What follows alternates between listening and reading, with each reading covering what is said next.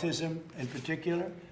I want to thank the man who has done more than perhaps anyone else to bring about this real revolution, Secretary of Health and Human Services, Robert F. Kennedy Jr., my friend, and he's doing a fantastic job. I'm proud of you. Give me what a very powerful hand he is. Strong guy, by the way. Thanks as well to Director of the NIH, Jay Bhattacharya, Deputy Assistant to the President of Domestic Policy, Dr. Heidi Overton, our MAHA moms, and including Jamie Franklin, who's with us today, a very special person, and also the medical experts and professionals who've worked very hard on getting this to happen, this day to come. For long, and far too long, a long period of time, America's recommended more childhood vaccines than any peer nation, and even twice as many doses as some European countries, and even more than that.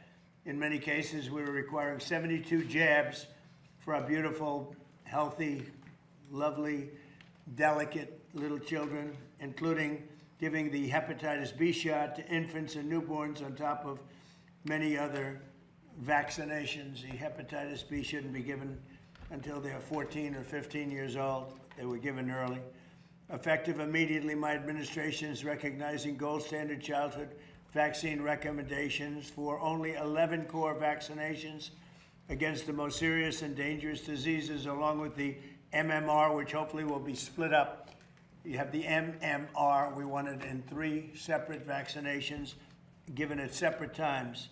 Together, there could be a possibility they're quite lethal, and separately, it looks like they are not at all lethal, but just very effective. So the MMR, we want to have separate visits, separate times. The vaccine being broken into 3 separate single doses, and vaccines being administered in separate visits. For example, at 1 year, you should have 5 separate visits for vaccines rather than getting them all in the same day. And I saw this early on, and I've seen proof of it, where they have a vaccination thing, looks like the size of a bottle of soda, poured into a little child's body, and bad things happen in many cases, in too many cases, because this is an explosion, this is an epidemic. So at year 1, you should have 5 separate visits for vaccines rather than giving them all in the same day. Very importantly, vaccinations for hepatitis B, COVID-19, and influenza, among others, are no longer recommended for all children. In addition, this executive order directs the Attorney General to advance legal challenges against states that violate children's rights to religious or medical vaccination exemptions, for the exemptions. Other countries with high vaccination rates without mandates for school. Now, what we do is, other countries have very high vaccination rates, and they have not had, and they don't have, without mandates for school. Parents can still choose to give their children all of the vaccinations if they wish. It's up to the parents. We're making recommendations that are strong, but it's up to the parents if they wish, and they will be covered by insurance. However, this updated recommendation finally aligns the United States with other advanced and developed nations around the world. More importantly, it aligns us with common sense and knowledge. Decades ago, children received only a small fraction of the vaccines required today. In those times, people were much healthier, and of course, the high rates of autism now observed did not exist. So there's a reason for such epidemic rates of autism. And we're going to bring it back to much closer to where it was. Well, we do not know exactly what the cause is with respect to autism. It is essential to our research efforts that we have the very best vaccine recommendations in the entire world. So we're reducing them. We're changing it to visits over a period of a year and a half. So they get 20% of what they would have gotten in one big shot. A big shot like the size of a large glass of something. This announcement is a major victory for parents' rights, for religious and constitutional rights, and for the gold standard science, and we will continue to do the research and update the recommendations as we learn more. And I think you're going to see some amazing results of breaking it up. It's not only that you're doing fewer vaccines or jabs, as they say, but you're doing them in a series of visits to the doctor, much smaller amounts. To ensure Americans benefit from these recommendations, my administration is fully committed to using every tool at our disposal, including a review of potential funding and finding. Frankly, we're doing funding and we're doing findings. And the findings will be announced almost immediately as we gain some strong surety. So now I'd like to have Bobby say a few words, followed by Jay, Heidi, and Jamie, and then I'll sign the executive order, which I'm very excited about, because I came in and I said, I want to find what's going on with autism. It's many, many times what it used to be years ago, and it gets progressively worse, and we add progressively more and more vaccines. So in a nutshell, and you can see it through this, we're breaking up the vaccines and we're breaking them up into time periods. Okay? Not so complicated. And we think we're going to have a tremendous result from doing that. Very simply, large amounts of vaccine, large amounts of, like vats of vaccine, are currently pumped into your child's body. And we're doing 20% of that at each visit. And we'll let time elapse between visits so the body can handle this massive amount of fluid being pumped in. I think it's going to make a big difference. You know, there are some groups that have virtually no problem with autism. And they, you know, I have to say this, they're groups that aren't big into the world of vaccines. So there's something wrong when we see record numbers all the time, every year for years and years. Every year gets higher, higher, higher autism. And we think we have a very good recommendation, and a lot of good things are happening. We're going to be releasing some very detailed paper. Here's another one, European countries versus the United States. Look at that. These are high-level, very medically powerful European countries. You see the top, that little chart says a lot, but that's the difference. So with that, I'd like to have Bobby say a few words, please, and then we'll go to the others. Please, Bobby. Thank you, Mr. President. I want to start by just reinforcing something the President said, which is the source of his concern about this issue. And I'll just give an example. In 1970, the biggest epidemiological study at that time in history was performed. And the university scientists from across this country looked at all the 8-year-olds in Wisconsin, about 900,000 children. And they were looking for autism, and they knew what autism looked like. And they came back with an incident rate of 0.8 per 10,000. So less than 1 in 10,000. The rate, according to CDC today in this country, is 1 in every 31 children. In California, it's 1 in every 19 children, 1 in every 12.5 boys.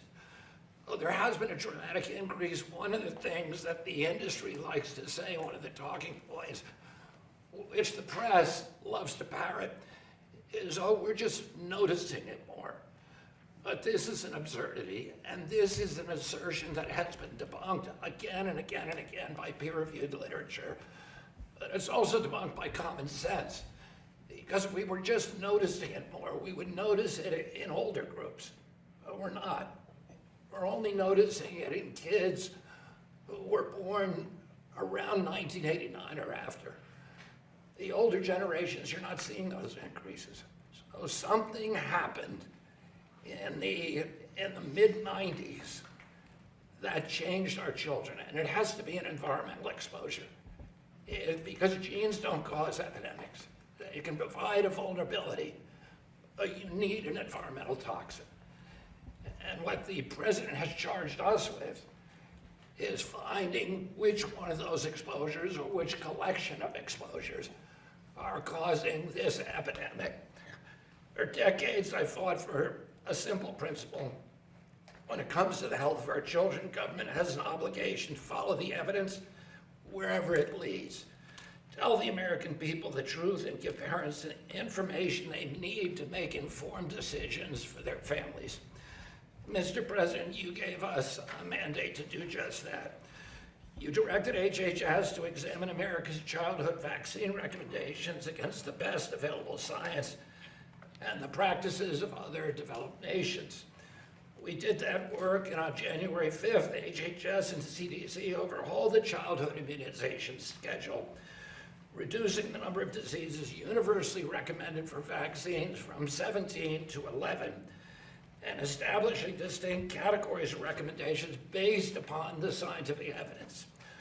Our assessment found that the United States recommended more childhood vaccines than any other peer nation. President Trump mentioned the number that's 72 jabs before 18, but it actually could be up to 94 jabs. And nobody else has anything like that. And then many other countries, or most other countries, achieve high vaccination rates through education, informed consent, and public trust rather than mandates. Today, with this executive order, you are building on that work and acting on that evidence. We will preserve access to vaccines, strengthen safety monitoring, expand research, give doctors and parents better information, and restore informed consent and parental choice to their rightful place in American medicine. At HHS, we are already moving across multiple agencies: FDA, CDC, NIH, ARPA-H, NTP, the National Toxicity Program, and other parts of the department. We have already launched unprecedented research effort examining vaccine safety and long-term health outcomes in American children. We are putting some of the largest health data sets in the country to work, including CDC's Vaccine Safety Data Link, FDA's BEST systems, and other major federal and private health data sources. We're pursuing dozens of studies and analyses. We are comparing health outcomes in vaccinated versus unvaccinated children.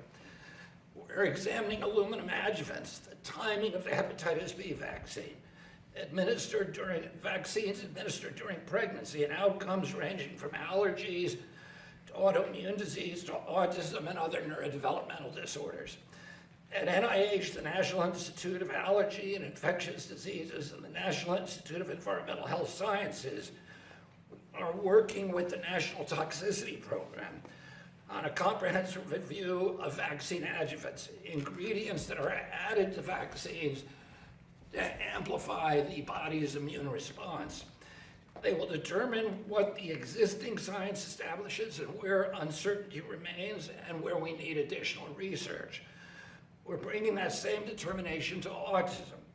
NIH has launched the Autism Data Science Initiative with 13 research awards, examining autism prevalence, causes, treatments, and services. 5 of these will include vaccines among the potential factors that they examine. Dr. Bhattacharya will discuss that work in greater detail. Next month, ARPA-H is preparing a major new initiative focused on foundational causes and biology of autism and on better diagnostics, treatments, technologies, and tools for people with autism and their families. We will examine every biologically plausible hypothesis and leave no legitimate scientific question unexplored.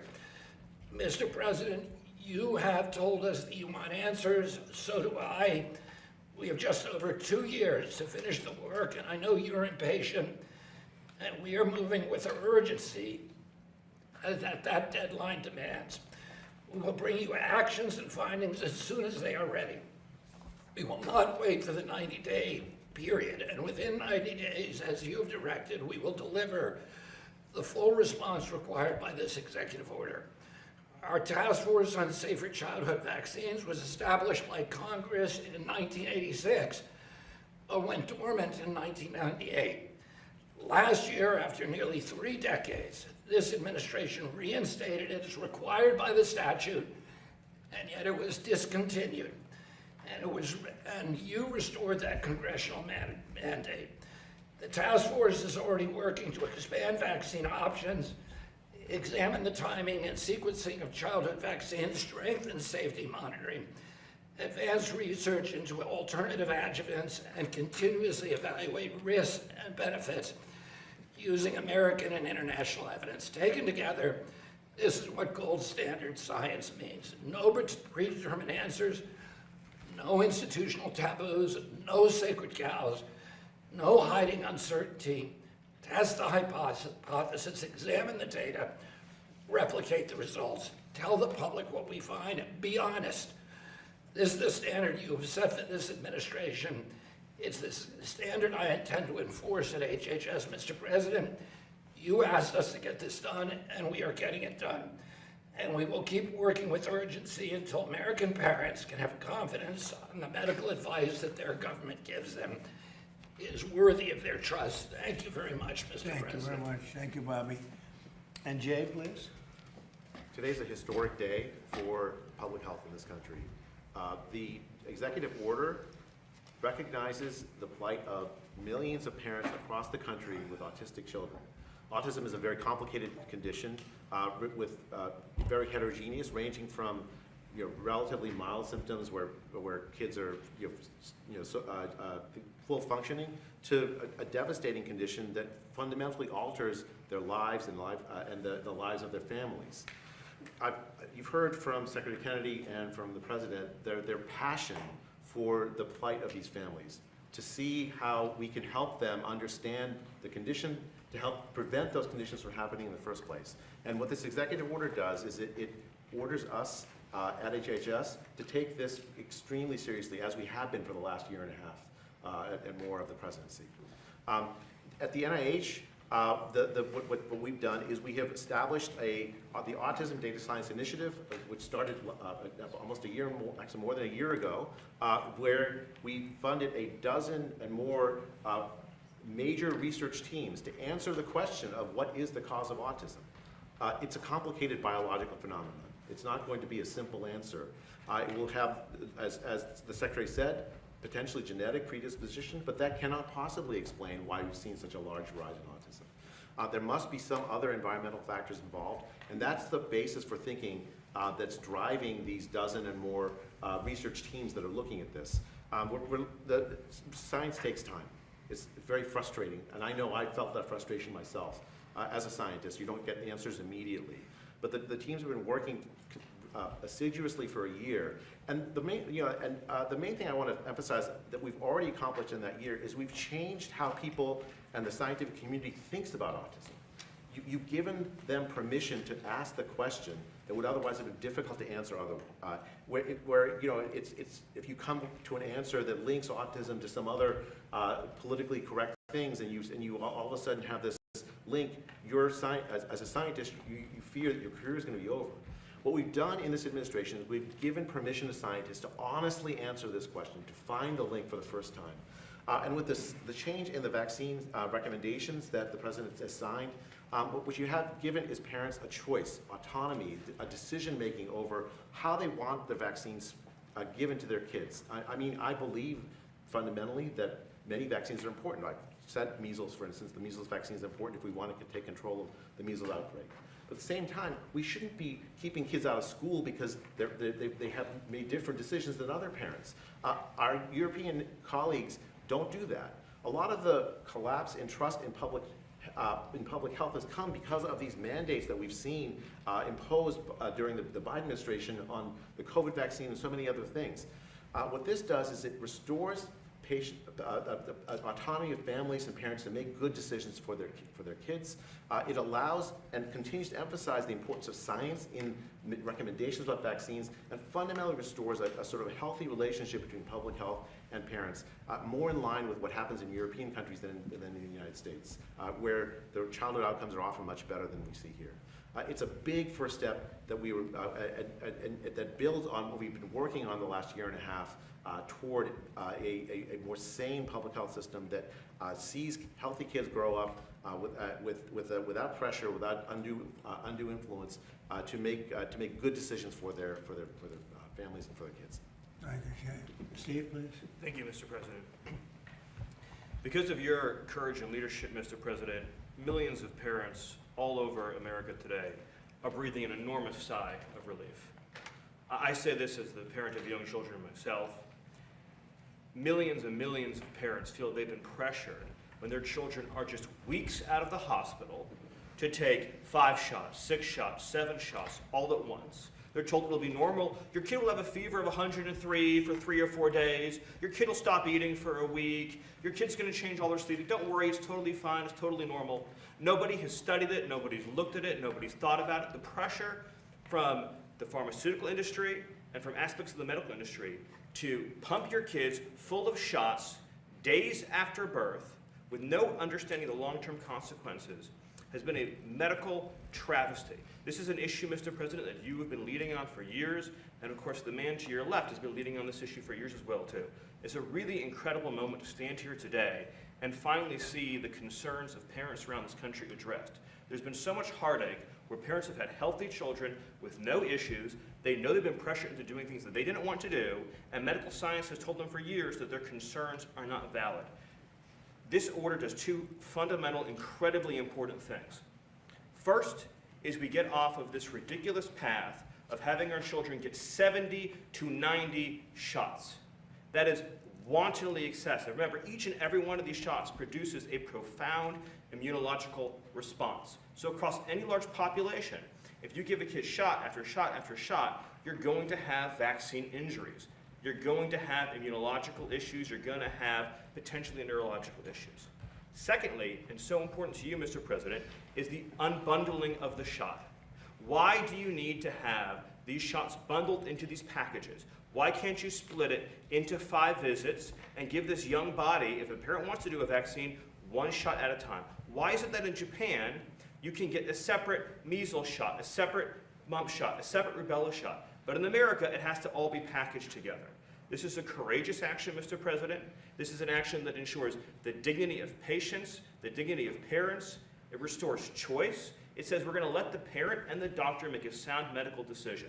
And again, I'll just say one more time, the fact that you have had the courage to push this forward, knowing the unfair criticisms from some in the establishment, and to give the chance for Bobby, who spent decades representing parents, to stand here today.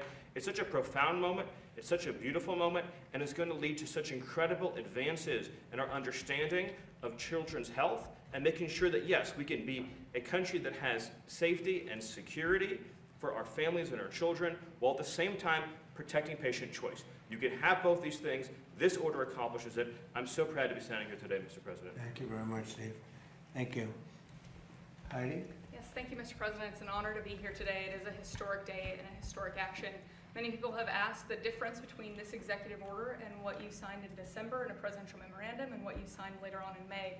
Just want to quickly answer that question. In December, the presidential memorandum directed HHS to produce the scientific assessment that they did, and then they overhauled the vaccine schedule. Those actions have since been held up in court. And so right now, Americans don't have access to that information, and you are correcting that wrong today and saying, I am giving Americans this information directly so that they know what HHS found in the scientific assessment themselves. But most importantly, states are actually the place where school vaccination requirements are implemented. It's state laws and regulations, and the CDC would advise the states on those policies. Since January of 2026, 28 states have no longer agreed with the CDC, and they recommend their own policies. A lot of those states are blue states, and they're working with outside entities like the American Academy of Pediatrics that still rely on the recommendations that were in place in 2024 with the 72 injections by age 18. So you are saying, especially to states that are willing, take a look at this scientific assessment. These are the gold standard childhood vaccine recommendations, and you should put this into your state law so that when parents go to enroll their kids in school, they do not have to meet some of the requirements for the vaccines that are no longer recommended for all children. That brings us in line with European nations. And importantly, those nations do not have vaccine mandates for school. A lot of those nations maintain vaccination rates for measles above 90%. Denmark, Ireland, Spain, Portugal all have vaccination rates for measles above 90% without mandates for school. And so they do that through increased public trust and education and letting parents be informed and make those decisions. We are encouraging to adopt those decisions here today. We do still recommend the measles vaccine for all children, but we want parents to be informed about the timing and to have the option to separate them out. So, Mr. President, this is a historic action. We are going to be working directly with states so that we're not reliant on the court case to resolve. We are doing it right away so that parents get the benefit from state laws changing. Great. Thank you, Thank you Mr. very President. much. when you hear that number, where it was 1 in 10,000 20 years ago, and now it's 1 in 30, or in California, 1 in 18, that something happened in the meantime. Something happened environmentally or otherwise, but it's not just happenstance. Something went wrong. Some bad things were recommended. Think of it. So you have 1 in 10,000, and now it's 1 in 30. California, 1 in 18. And we got to get to the bottom of it. Please. Thank you so much for having me. I'm a mom, first and foremost. I have a 3.5-year-old, and I have another one on the way. And Mr. President, we are so thankful for all the work you've done in this country with the vaccines, the food systems. Thank you as well, Secretary Kennedy. I believe health is the #1 issue in this country. If you don't have health and we don't have a healthy country, we don't have anything at all. And no parent should feel the pressure of immediately their child is born and a bunch of vaccines are pressured and pushed upon them. This is about freedom at the end of the day. This is what this country was built on, freedom for parents to make the decisions that best suit their kid. And I'm not anti-vaccine at all, I'm pro-vaccine, but we want to be able to have the freedom to space it out and to choose which one works for our child. We don't believe that there's a one-size-fits-all solution for every child. So we're so thankful for everything that you're doing, Mr. President. It's just extraordinary. Like the polio vaccine, it's amazing. Other vaccines, amazing. But some, there's questions about. We're going to figure it out. And I think we'll, the expression is we have really no choice. And nothing bad can happen from what we're doing. Nothing bad can happen. It's possible it doesn't work. I don't think that's much of a possibility, frankly. We're going to learn a lot. And we could get, if we could go back 20 years, 25 years, something happened in between that would lead us to the kind of numbers that we're seeing. So could I have that and I'll sign it? Yes, sir. Very happy to sign it.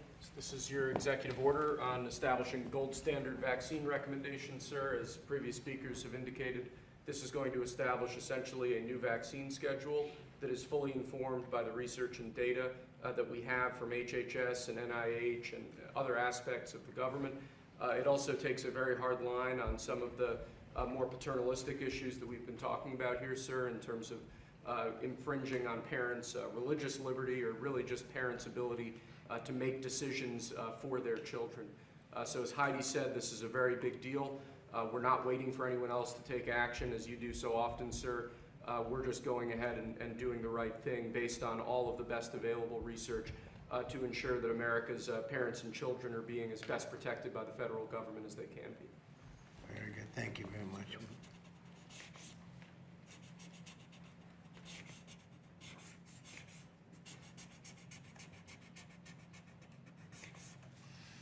Okay, that's a big one in my book.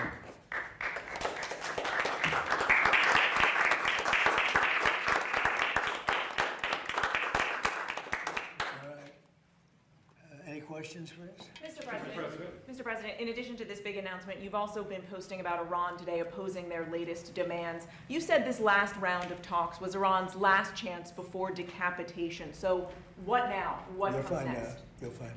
Are you still, are massive escalation, is that still on the table? Well, we have that, certainly that ability if we want to do that. Yeah, you'll find out. You said you're low-keying it with them, I that you're think so. semi-negotiating. What exactly does that mean, Well, low-keying it? they asked for reparations, you might say, or they asked for money for the damage that we've done. I said, that's a good idea. Well, we're going to ask for money for the damage they've done over a 50-year period. Whether you go SS Cole or whether you go all of the people that were so badly hurt, so badly wounded or killed, many thousands of people, and maybe damages for the 52,000 protesters over the last 4 months that were killed in Iran. We think their family should get damages for killing their person or their child or mother, father that were protesting. It's at least, it was 52,000 a month and a half ago. So now what is it? So if there's damages to be paid, I think Iran should pay those damages. Mr. President, are you frustrated with Senate Republicans and Leader Thune for going home for recess without passing the Save America Act? Well, I think they should pass voter ID. I think they should pass proof of citizenship. Basically, Save America, Save America Act. I think that should be something that we should absolutely get, yeah. Mr. President, you're a proud father. Would you have vaccinated your children differently based on the recommendations that Well, you I put out did. today? I took my children for 5 different vaccinations. In other words, I broke it up. The one visit where they just pump, what seemingly looks like gallons, where they pump so much in. I took all of my children from day one. I believed in this a long time ago. I took them with my wife. I took them through 5 different visits to the doctor. Essentially, they get 20% each, and I had no problem. So it's inconvenient. It's 5 stops, but it's something that I think will have a huge impact on autism. Yeah. Mr. President, Yeah, ma'am. the anti-weaponization fund, do you think it's still alive at this point? And are there any options that you're looking at to perhaps? Well, that'll be provide- up to Todd Blanche. He was our new, and who will be, I think, a great Attorney General. Yeah, please. Thank you, Mr. President. Why does the establishment media so often seem to be against even asking questions about vaccines? It's amazing. When you come up with a recommendation for a vaccine, it could be the medical groups, the pharmaceutical groups, I don't know, but it is amazing. There's nothing that we lose with this. If the worst thing that would happen would be nothing happens. We're not going to lose anything. At the same time, we could gain we could save hundreds of thousands of lives, millions of lives. And I wish we could have done it a long time ago. We got stopped by court. We had a court, I guess, in Massachusetts that stopped us very early on. I believed in this for a long time, so now we're getting it done. And I think you're going to see potentially tremendous results. Yeah, Dan? Mr. President, a topic on manufacturing, if I may. The Bureau of Labor Statistics put out some information last week saying that U.S. manufacturing Record output, manufacturing. 4.6% increased in the first quarter of 2026. The Supply Management Institute, PMI, shows that manufacturing has expanded for 7 consecutive months. You've talked about the American manufacturing renaissance for about 10 years at this point. Given all the statistics and the investment that have come in, do you feel vindicated at this point? So we're doing record increases in the United States in manufacturing. A lot of that has to do with the tariffs because companies are coming in, they're not able to sell their product unless they come in because they have no tariff if they build their product, whether it's a car or something else. If they make it in the United States, there is no tariff. So they're coming in. We have a record number of factories under construction, plants, things as such. Toyota just announced that they're building the largest car plant. They make cars plant in the world, anywhere in the world. They're leaving Mexico and they're coming to the United States. Many car plants, AI, other, they're opening. I will say that they're leaving Canada, they're leaving Mexico, they're leaving Germany, they're leaving Japan, they're leaving South Korea. They're coming into the United States because they don't want to pay a 25% tariff on a car, and they don't have to pay a tariff if they make it here. So we have the largest number of plants ever being built in the United States right now. Hard to believe, right? Because if you listen to some of our past projects, we'd never be a manufacturing country again. And these plants are going to start opening up in about 6 months. And I can only say that the next president will get a lot of credit for what I've done. Please remember, it was me, not them. Mr. President, I think I heard you say that the MMR vaccine for Yeah. measles, mumps, and rubella is quite lethal. Is there any evidence of that? Because anyone in the room? What I've heard is that there are some people that say it is that way. And I say, well, let's say there's a 5% chance of it. Let's split it up. Because they do say that given individual, MMR, that given individual, there is no impact. In fact, they've said how safe it seems to be. But I've heard when you put them together, they can be explosive. Yeah. Mr. President, have you spoken with the new Attorney General or Jeanine Pirro about prosecuting Dr. Fauci? I have not spoken to him about that, no. Mr. President, Senators Rand Paul and Ron Johnson released some text messages from Anthony Fauci, and it appears that as early as January 2021, they knew that there could possibly be complications with pregnant women and miscarriages tied to the COVID vaccine. Yet the Biden administration health officials, they didn't change their rhetoric. Your reaction? Well, the Biden administration was a disaster in every way. That would be just one way, but they have been a disaster in every single way. It's unimaginable what they did in that. Forget about weaponization, forget even about, as important as what you're saying, so many of the open borders, the men and women's sports, they've just been a horrendous disaster, the highest inflation in history. And we're doing a great job. Mr. President. Mr. President, thank you. Unbundling the shots into more visits means more co-pays for families. What's your recommendation for families that can't afford to keep paying for those visits? Well, we're going to be working with them. We're going to work with the families, and we're going to make sure everything works out cost-wise very well. Yeah, please. Thank you, Mr. President.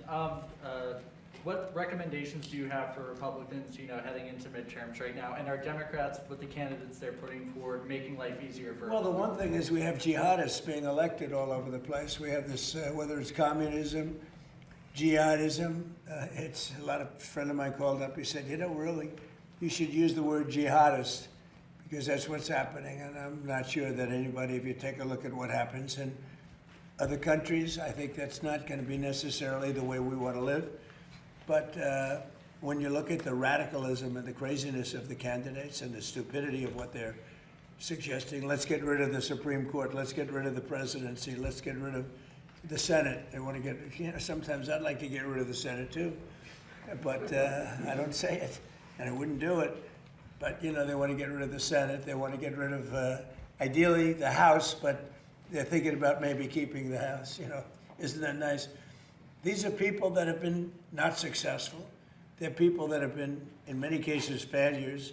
They come from other failed countries, and they come here and they tell us how to run our country. They come from places like, I won't mention because I don't want to get myself into a controversy, but they come from countries that are not great. They come from, let's say, as an example, Somalia. They come in and then they tell us how our Constitution, how our Declaration of Independence, how it works. It doesn't work that way, and they're not smart. They have no aptitude. They have nothing going, and they're telling us how to run our country. And I just don't think it's going to happen. I think that they start off, now I may be wrong, but they start off with a big disadvantage. People don't want to have radical lunatics involved in running our country, and that's what we have. We have people that are saying things that are so great. Now they're denying it, or they say, well, I've changed my mind. They want to defund our police. They want to terminate our military. No military. We don't want any military in our country. We don't want our police to be paid anymore. They want our police down to like almost nothing. It's like, doesn't make sense, right? Mr. President, back to the subject of Iran, sir. Can you give us any estimate of when you think the Strait of Hormuz will be part of it's any deal open to open now. up We're more? taking a lot of shit. It's open now. Look, the only one that has control of the Strait of Hormuz right now is the United States Navy. We have a blockade that's been infallible. It's a steel wall. And we let people in that we want to let in, and those people come in, and they've been coming in and they're going out. So it's actually open now. We do not let them go into Iran. They're not admitted into the Strait to go to Iran. But it's open for others. Now, a little bit complex because they will, on occasion, drop a mine, and we find the mines. We've mine swept the entire Strait, as you probably maybe heard, maybe you didn't hear. But we control the Strait 100%. Now, can they make trouble? Yeah, they can make trouble.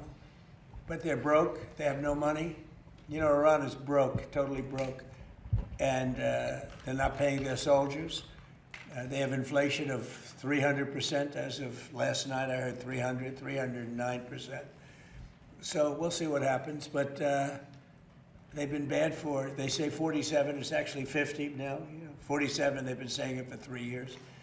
But for 50 years, they've been the bully of the Middle East. What they've done is terrible. They've killed hundreds of thousands of people. They've killed people. They've wounded and maimed people with the legs, the arms. With the roadside bomb is their bomb. They're very proud of it. And now they're paying a price. Thank you very much, everybody. Thank you, guys. You've been calling Chairman Warsh occasionally. What do you talk about? No, actually, the Wall Street Journal had a wrong story. He said I spoke to him. No, I have tremendous respect for Kevin Warsh. I've only spoken to him one time briefly a few days ago, just a conversation. Look, He's gonna do it, he's gonna run it. I know what he'd like to do, but he has to run it. He's got a board. It's not only him. If it was up to him, it would be different. But he's got a board. But I've only, you know, they said I speak to him all the time. And I've spoken to him one time since his assumption, since he took over. And great conversation, but he's a great guy. You know, he's my pick. And I'm going with him 100%. But they made it sound like I live and breathe. You know, I speak to Kevin all the time, every time. I spoke to him one time. Okay, thank you very much. Thank you, press. Thank you, thank you, thank you, press. Thank you. You can head out right Thank away. you. Thank you, sir. Thank you, sir. Thank you. Thank you, sir. Well, I put it out today on Truth. I do. I have a response. I put it out today on Truth. Thank you. Good Thank you, response. press. Thank you, press. The relationship is very good. Yeah, thank you. Thank you, guys. Thank you. you. Thank you, guys. Thank you. Thank you, sir. Thank you. Thank you, press. Quickly.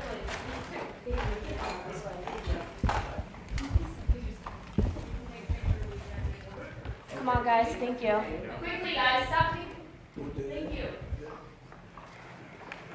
You have the camera? Right here, sir.